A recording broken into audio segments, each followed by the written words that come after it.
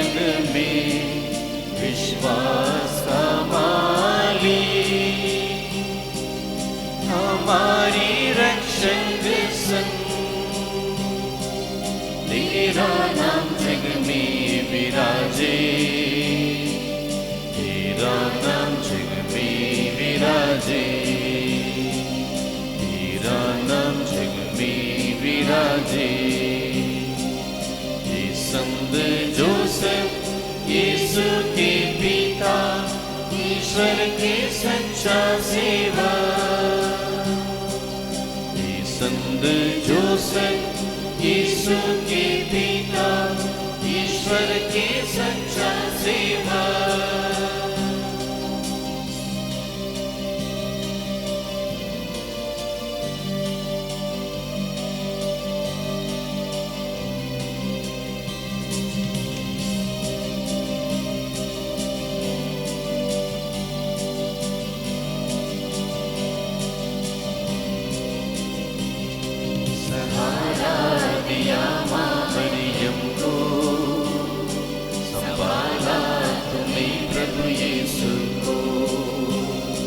सहारा दिया माँ मरियम को, संभाला तुम्हें प्रभु यीशु को। रक्षक हमारे ये संत जोसेफ, हमारी प्रार्थना सुन ले। रक्षक हमारी ये संत जोसेफ, हमारी प्रार्थना सुन ले। संत जोसेफ यीशु के पिता, ईश्वर के सच्चा सेवा, संत जोसेफ यीशु के पिता, ईश्वर के सच्चा सेवा।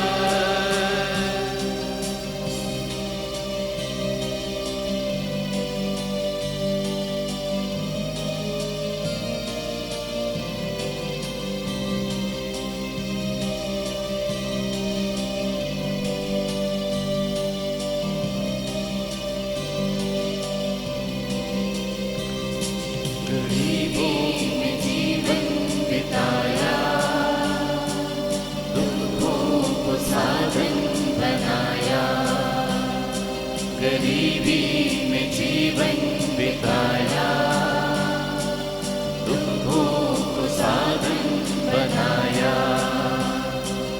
मानव दिलों में साहस भरता, हमारी रक्षक पिता। मानव दिलों में साहस भरता, हमारे रक्षक पिता। ये संत जोसेफ यीशु के पिता, ईश्वर के सच्चा सेवा। ये संत जोसेफ यीशु के पिता, ईश्वर के सच्चा सेवा।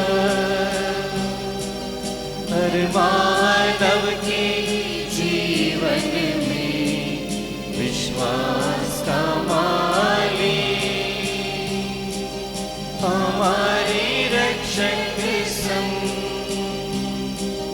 तेरा नाम जग में विराजे, तेरा नाम जग में विराजे, तेरा नाम जग में विराजे, तेरा नाम जग में विराजे, तेरा नाम जग में विराजे।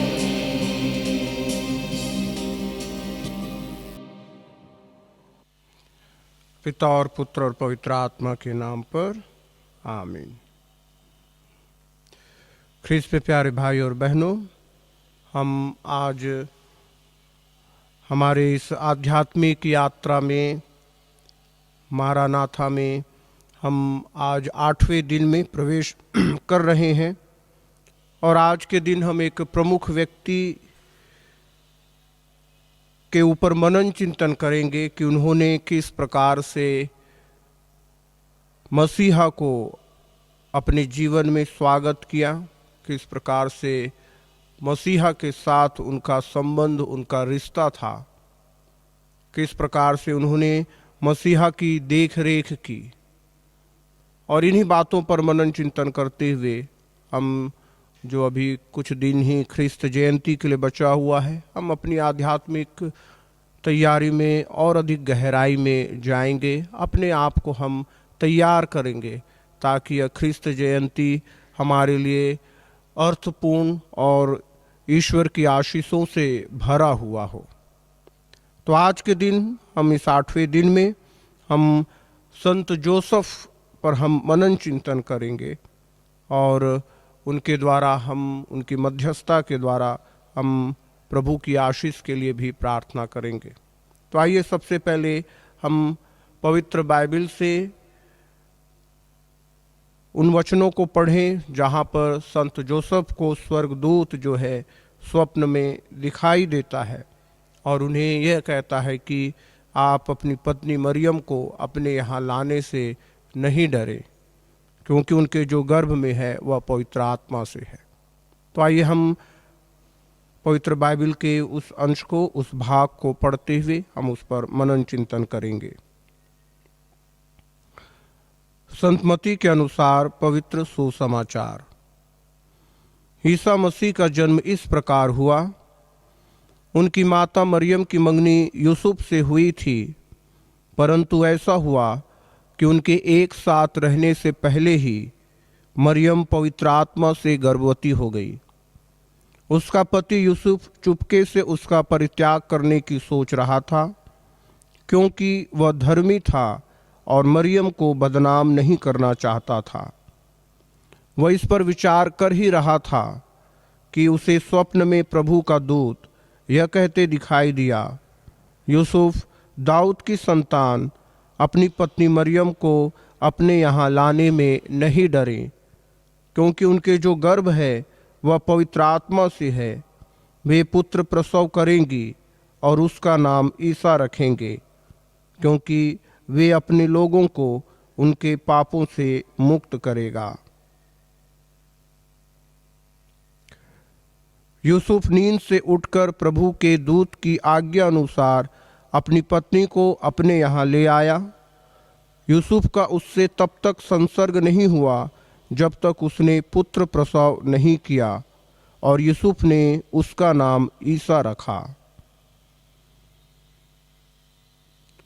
प्रभु का पवित्र सुसमाचार। हे ख्रिस्त, तेरी स्तुति हो। ख्रिस्त में प्यारे भाई और बहनों, ख्रिस्त जयंती की तैयारी में जो हम आज मनन चिंतन कर रहे हैं, हम संत जोसेफ के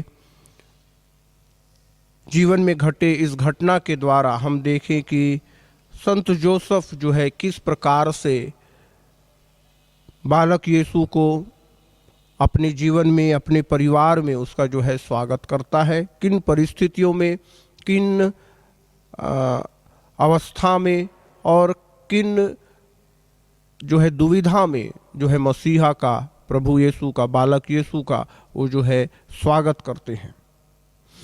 जब स्वर्गदूत मरियम को संदेश देता है, तब मरियम की जो उम्र थी वो बहुत ही कम थी, और उस समय स्वर्गदूत मरियम से कहता है कि आप जो है गर्भवती होंगी और पवित्र आत्मा के सामर्थ्य से आप जो है उस पुत्र को इस दुनिया में लाएंगी। यानी कि उस पुत्र का, उस बालक का इस दुनिया में आने में किसी भी पुरुष का जो है हाथ नहीं होगा।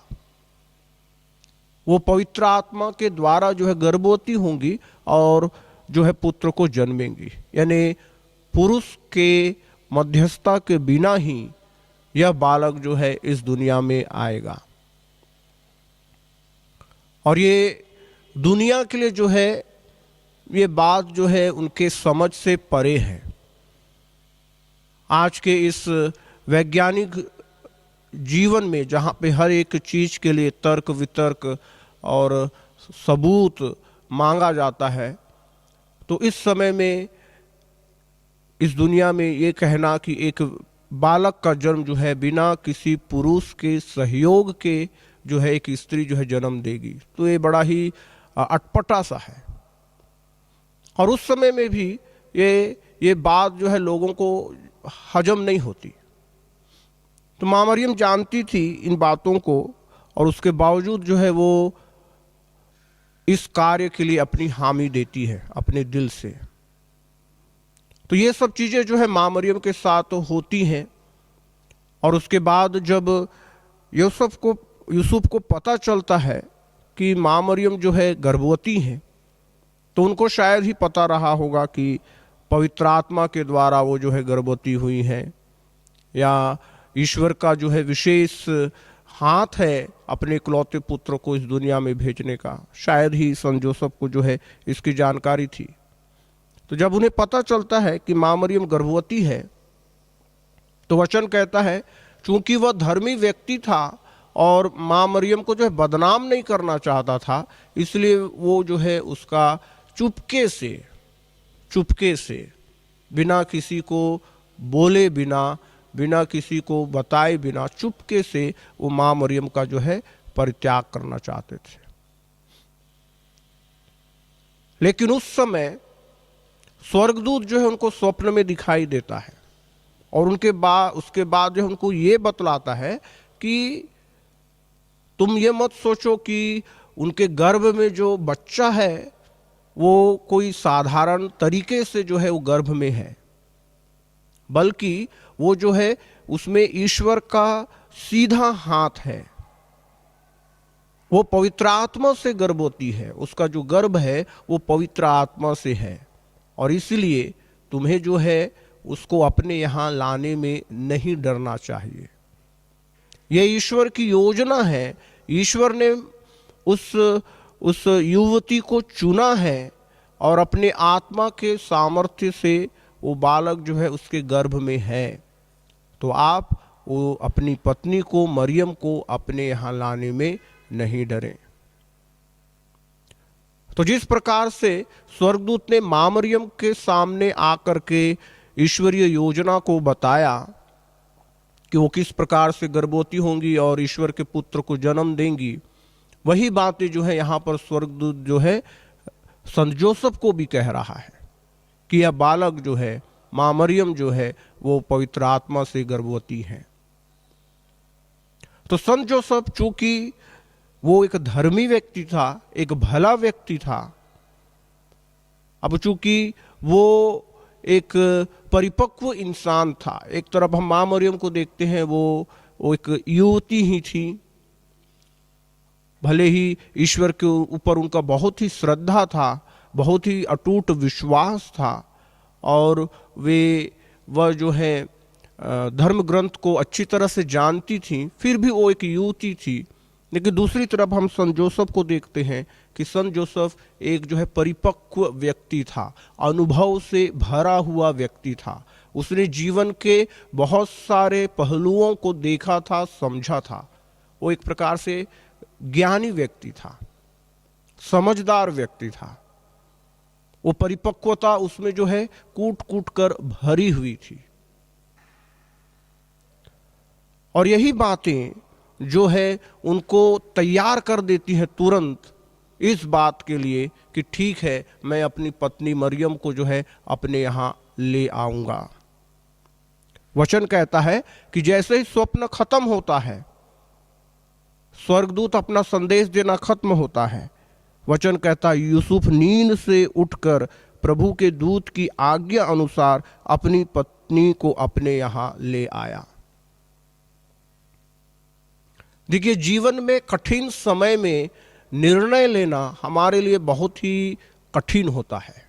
हम बहुत ही दुविधा में होते हैं, विशेषकर जब ये बातें जो है हमारे मान मर्यादा के लिए हो, हमारे सम्मान के लिए हो, मेरे इज्जत की बात हो, तब हम चीज़ों को जो है बहुत ही गंभीरता से और उस बात में निर्णय लेने के लिए हम जो है समय लेते हैं।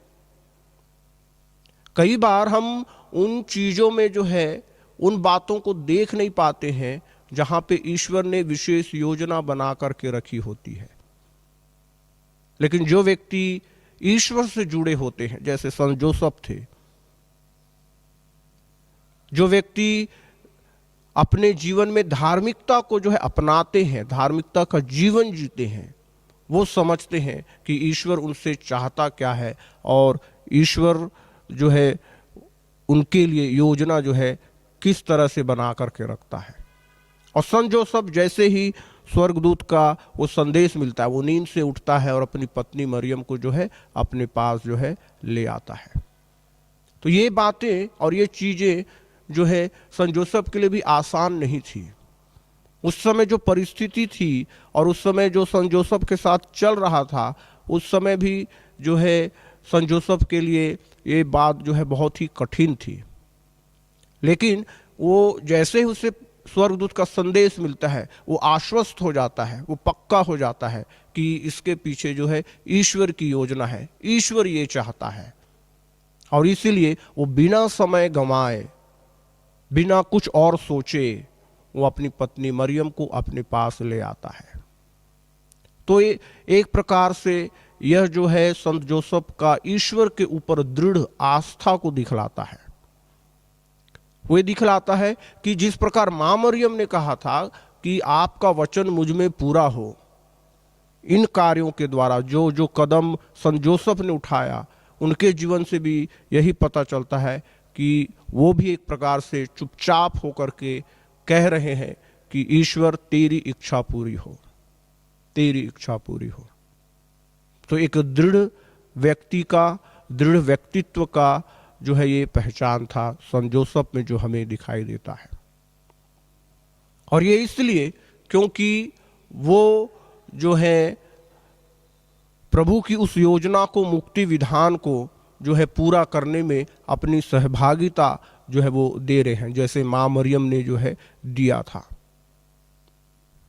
तो इस प्रकार से वो उस बालक को जो अद्भुत तरीके से जन्म लेने वाला है, शायद दुनिया जो है इस बात को समझती नहीं, बोलने से भी वो मानती नहीं कि ये बालक जो है बिना किसी पुरुष के माध्यम से जो है इस दुनिया में आया है।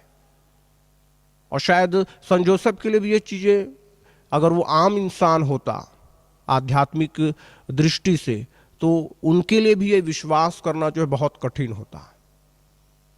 और उन्हें जो स्वप्न दिखाई दिया, शायद उस स्वप्न में स्वर्गदूत के उस संदेश पर भी उनको जो है विश्वास करना जो कठिन होता। वो सोच में पड़ जाता, ये कैसे हो सकता है कि एक बालक जो है बिना पुरुष के माध्यम से इस दुनिया में आ सकता है। क्योंकि ये चीजें जो है असंभव सी है दुनिया के लिए। तो संत जोसेफ दुनिया की बातों को नहीं, दुनिया की तरह नहीं, बल्कि वो ईश्वर के द्वारा दिए हुए दिव्य दृष्टि से प्रेरित होकर वो चीजों को देख रहे थे, सोच रहे थे। और यही कारण है कि वो मां मरियम को स्वागत करते हैं अपने घर में, और उसके साथ साथ उनके गर्भ में जो बच्चा है उसका जो है अपने जीवन में वो स्वागत करते हैं। खुशी के साथ, आनंद के साथ मां मरियम को अपने घर जो है वो ले आते हैं। विपरीत परिस्थिति में, कठिन समय में ले आते हैं। जब हम ख्रिस्त के आने की तैयारी करते हैं या हम ख्रिस्त जयंती मनाते हैं, तो हमें अपनी तैयारी में भी जो है इन्हीं बातों को देखना है कि क्या मैं कठिन समय में, विपरीत समय में भी मैं जो है ईश्वर के प्रति अपनी जो लगाव है उसको मैं बना करके रखता हूं, जिस प्रकार संत जोसेफ ने रखा। क्या मैं ईश्वर को अपने कठिन समय में भी जो है ईश्वर की इच्छा को पूरी करते हुए ईश्वर का मैं अपने जीवन में जो है स्वागत करता हूं। चाहे मेरे जीवन में जो भी हो, मुसीबत का समय हो, कठिन समय हो, विपरीत परिस्थितियां हो, क्या उस समय में भी मैं ईश्वर की इच्छा को पहला स्थान रखता हूं। भले ही ईश्वर के इच्छा को पहला स्थान देने से मुझे जो है तकलीफ हो रही है, कष्ट हो रहा है, पीड़ा हो रही है, लेकिन फिर भी मैं ईश्वर को पहला स्थान दे रहा हूं। संत जोसेफ ने किया। और इतना ही नहीं, हम वचन में देखते हैं आगे कि जब हेरोद जो है ये आज्ञा देता है कि जितने भी बच्चे हैं, छोटे बच्चे, उन सभी की हत्या कर दी जाए, तो स्वप्न में एक बार फिर स्वर्गदूत आता है और उसके बाद संत जोसेफ को ये बोलता है कि वो बालक को और उसकी माता को लेकर के वो मिस्र देश चले जाए। तो एक बार फिर से स्वप्न में जो है स्वर्गदूत दिखाई देता है और उसके बाद वो उन बातों पर विश्वास करते हुए तुरंत ही बालक और उसकी माता की सुरक्षा के लिए वो अपना वो निवास स्थान, वो जगह जो है वो छोड़ देता है और उसके बाद मिस्र के लिए जो है रवाना हो जाता है। उसके बाद हम फिर देखते हैं जब हेरोद की मृत्यु हो जाती है तो प्रभु का दूत फिर उनको स्वप्न में दिखाई देता है और उसके बाद वो बोलता है कि अब उठिए और बालक को और उसकी माता को लेकर के इज़राइल देश जो है वापस चले जाइए। और वचन कहता है कि यूसुफ उठा और बालक तथा उसकी माता को लेकर के इज़राइल देश चला गया। तो एक बालक को जिसे स्वर्गदूत ने कहा कि ये पवित्र आत्मा से है, उस बात पर उन्होंने दृढ़ विश्वास किया और उस बालक को और उस माता को उसने स्वीकार किया, अपने घर में ले आया और लाने के बाद एक योग्य पति के रूप में, एक योग्य पिता के रूप में, जो एक पिता की सबसे बड़ी जिम्मेदारी होती है अपने बच्चे और अपने पत्नी के प्रति कि उनका हर हालत में रक्षा करना, सुरक्षा उनको प्रदान करना, अपना प्यार देना। संत जोसेफ जो है अपने उस कर्तव्य को बखूबी जो है वो निभाते हैं। इन घटनाओं के द्वारा हमको जो है पता चलता है। और इसमें सबसे बड़ी बात यह है कि स्वर्गदूत जो सपना देता है, सपना में दिखाई देता है, ये एक प्रकार से वो ईश्वरीय प्रेरणा है जो उसको समय आने पर बतलाते हैं कि तुम्हें क्या करना है, कि तुम्हारे परिवार के लिए अच्छा क्या है, तुम्हारे बच्चे के लिए, तुम्हारी पत्नी के लिए अच्छा क्या है और तुमको ये करना है, तुम्हें ये निर्णय लेना है। वो ईश्वरीय प्रेरणा है। और उस ईश्वरीय प्रेरणा को समझते हुए, जानते हुए सही समय पर सही निर्णय लेकर के सही कार्य को संत जोसेफ ने किया। और ये जो है एक परिवार के लिए बहुत जरूरी है। एक पिता के लिए, परिवार के मुखिया के लिए जो है ये बहुत जरूरी है। तो जब हम क्रिसमस की तैयारी कर रहे हैं तो क्रिसमस जिस प्रकार संत जोसेफ ने उस मसीहा को जिस प्रकार उसकी रक्षा की, जिस प्रकार उनके साथ रहा विपरीत परिस्थितियों में, कठिन समय में निर्णय लेते हुए, तो जब हम ख्रिस्त जयंती मनाते हैं तब हमें भी जो है इन्हीं बातों पर मनन चिंतन जो है करने की आवश्यकता है। सबसे पहली बात ये कि क्या मैं अब मेरे परिवार के लिए, मेरे बच्चे के लिए जो है, जो ईश्वरीय इच्छा है, जो ईश्वरीय प्रेरणा है, मैं उनको समझ पाता हूं कि नहीं। ईश्वर हमें भी प्रेरणा देता है और कहता है कि तुम्हारे परिवार के लिए ये चीजें अच्छी हैं, तुम्हें ये करना है। तुम्हारे बच्चों के लिए ये चीजें अच्छी हैं, तुम्हें ये चीजें करनी है। तुम्हारी पत्नी के लिए ये चीजें अच्छी हैं, तुम्हें ये करना है। ईश्वर हमें प्रेरणा प्रदान करता है। तो हम क्या उस प्रेरणा को समझ पाते हैं? ऐसा नहीं है कि ईश्वर जो है केवल उस समय लोगों को जो है दर्शन देकर के चीजें बताते थे। आज भी ईश्वर हमें कई माध्यमों से अपनी इच्छा को हमारे परिवार के लिए, हमारे बच्चों के लिए जो है प्रकट करता है। हमें उन बातों को समझना है, जैसे संत जोसेफ ने उन बातों को समझा। और दूसरी महत्वपूर्ण बात, जब हम उन ईश्वरीय प्रेरणाओं को, ईश्वरीय संदेश को हम समझते हैं तो उसके अनुसार हमको जो है कदम उठाना है, क्योंकि ये ईश्वर की इच्छा है। और उन कदम को उठाने में हो सकता है हमें बहुत तकलीफ हो, बहुत कष्ट मिले, वो बिल्कुल ही आरामदायक ना हो। सन जोसेफ के लिए अपनी पत्नी और अपने छोटे नन्हे बच्चे को लेकर के इज़राइल से मिस्र देश जाना कोई आरामदायक बात नहीं थी, बहुत ही चैलेंजिंग बात थी, बहुत ही कष्टदायक था, चुनौतीपूर्ण था। और उस समय में जब जाने के लिए कोई साधन नहीं है, सन जोसेफ तुरंत तैयार होता है और अपनी पत्नी और अपने बच्चे को लेकर के मिस्र के लिए रवाना हो जाता है। बहुत ही कष्टदायक निर्णय, बहुत ही चुनौतीपूर्ण निर्णय, लेकिन ईश्वर की ये इच्छा है, उनके बच्चे और परिवार के लिए ये चीज सही है, तो उसको ये चीज करना है खुशी के साथ, आनंद के साथ। सन जोसेफ ने वही कार्यों को किया। ख्रीस्त में प्यारे भाई और बहनों, हमारे बीच में प्रभु यूं ही जन्म नहीं लेता है, या हम 25 दिसंबर को या 25 दिसंबर की तैयारी के लिए जो हम 2-4 दिन पहले जो तैयारी करते हैं उसके द्वारा प्रभु जो है जन्म नहीं लेता है। प्रभु हमारे बीच जन्म लेता है जब हम ईश्वरीय प्रेरणाओं को, ईश्वरीय इच्छा को, ईश्वर के द्वारा दिए हुए संदेश को हम समझते हैं, जानते हैं, और समझने के द्वारा, जानने के बाद उसके अनुसार जीने के लिए अपने आप को समर्पित कर देते हैं। भले ही वो निर्णय लेने में हमको जो बहुत ही कष्ट मिलता है, बहुत ही तकलीफ मिलता है, लेकिन फिर भी क्योंकि हम जानते हैं ये ईश्वर की इच्छा है और ये मेरे लिए, मेरे परिवार के लिए अच्छा है, तो हम उस कदम को उठाते हैं, दुख तकलीफ के साथ, चुनौती के साथ, परेशानियों के साथ।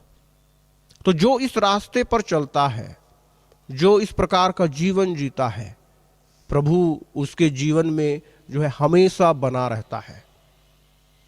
भले ही सांसारिक तकलीफें आती हैं, सांसारिक कष्ट रहते हैं, परेशानियां रहती हैं, लेकिन प्रभु के साथ होने का आनंद जो है हमेशा हमारे हृदय में जो है जीवित रहता है। हम आनंदित रहते हैं, खुश रहते हैं, प्रसन्न चित्त रहते हैं। इस बात के लिए क्योंकि मैंने जो है कष्ट उठा करके भी, परेशानी में रह करके भी मैंने अपने परिवार के लिए जो है अच्छा किया, क्योंकि ईश्वर मुझसे ये चाहता था। आज हम अपने परिवारों में देखें प्यारे भाई और बहनों, विशेषकर जो घर के मुखिया हैं, जो घर के बड़े हैं, क्या हम वाकई में अपने बच्चों के लिए, अपने परिवार के लिए जो ईश्वरीय प्रेरणा है, जो ईश्वरीय इच्छा है, उसके अनुसार उनको बड़ा करने के लिए, उनको आगे लाने के लिए हम प्रयास करते हैं या नहीं? क्या हमें सोचने की जरूरत है, हर एक पिता को, हर एक घर के मुखिया को, कि क्या मैं मेरे बच्चे के लिए जो ईश्वरीय योजना है उसको मैं समझ पाता हूं कि नहीं, या ईश्वर मुझे मेरे बच्चे के बारे में जो प्रेरणा मुझे देता है, उसके जीवन के बारे में, उसको आगे बढ़ाने के बारे में, क्या मैं उन बातों को संत जोसेफ की तरह समझ पाता हूं कि नहीं? मेरी पत्नी के बारे में जो ईश्वर चाहता है मुझसे, क्या मैं उन चीजों को समझ पाता हूं कि नहीं? और ख्रीस्त में प्यारे भाई और बहनों, अगर हम संत जोसेफ की तरह अपने परिवार को समझें, संत जोसेफ की तरह हम ये जानें कि मेरे परिवार के लिए ईश्वरीय योजना क्या है, और उसके बाद उसके अनुसार हम अपने जीवन को आगे बढ़ाएं, निर्णय लें, तो यकीन मानिए मसीहा जो है हर दिन, हर घड़ी हमारे परिवार में और परिवार के सदस्यों के बीच जो है पैदा होगा, जन्म लेगा। तो इस क्रिसमस की तैयारी में प्यारे भाई और बहनों, हम ये निर्णय लें कि ना केवल हम अपने बच्चों के लिए, अपने परिवार के लिए केवल और केवल भौतिक चीज़ों का पूर्ति करने के अलावा हम ये भी जानें कि उनके लिए ईश्वरीय योजना क्या है।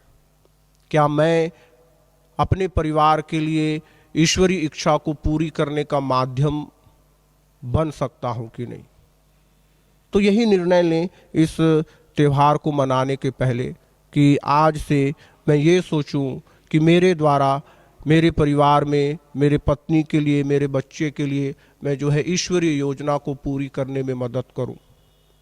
हम ये प्रयास करें, प्रभु से ये प्रार्थना करें कि प्रभु मुझ पर ये प्रकट करे कि मेरे बच्चे के लिए अच्छा क्या है, मेरे बच्चे के जीवन के लिए अच्छा क्या है उसको मैं जान सकूं। मेरी पत्नी, मेरे परिवार के लिए अच्छा क्या है मैं उसको जान सकूं। हम ये प्रार्थना करें कि प्रभु मुझे उतनी ताकत दे, बल दे कि मैं अपने परिवार के लिए सही निर्णय ले सकूं और उन निर्णयों को पूरा करने में जो भी कष्ट है, तकलीफ है, उसको मैं खुशी के साथ जो है वहन कर सकूं। और इसी के द्वारा प्रभु यीशु जो है हमारे बीच जो है जन्म लेंगे। तो आज के इस दिन में प्यारे भाई और बहनों, हम संत जोसेफ से प्रेरणा पाते हुए, उनके जीवन पर मनन चिंतन करते हुए, उनके व्यक्तित्व पर हम मनन चिंतन करते हुए अपने आप को बदलने का प्रयास करें, ताकि ईश्वर की नज़र में हम भी धर्मी कहलाएं, हम भी योग्य पिता कहलाएं, योग्य माता कहलाएं, योग्य संतान कहला सकें। तो इस आशीष और कृपा के लिए हम प्रार्थना करें और प्रभु के जन्मोत्सव के उल्लास में हम जो है प्रवेश कर पाएं। आमीन।